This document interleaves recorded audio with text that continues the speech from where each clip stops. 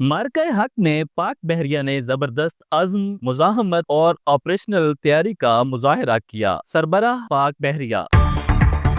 अस्सलामुअलैकुम नाज़रीन और सामईन, मैं हूं उस्मान असलम। आप सुन और देख रहे हैं सुनो FM 89.4।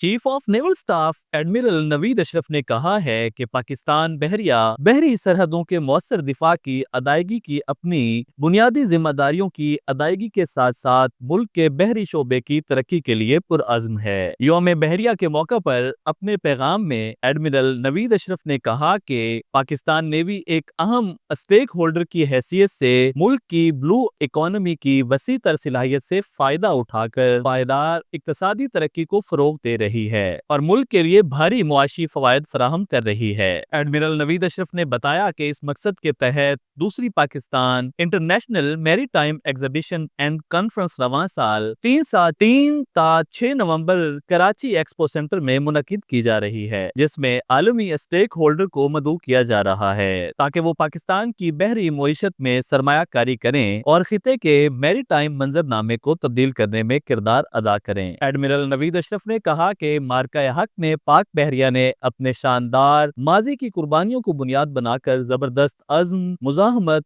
और ऑपरेशनल तैयारी का मुजाहरा किया, जो दुश्मन के लिए एक मौसर रोक साबित हुई और हमारी बहरी सरहदों का नाकाबिले तस्खीर दिफा यकीनी बनाया। हमारी तैयारियों ने न सिर्फ दुश्मन को दूर रखा बल्कि हमारे अहम बहरी मफादात की हिफाजत की और समुद्री तिजारत के बहाव को बगैर रुकावट जारी रखा।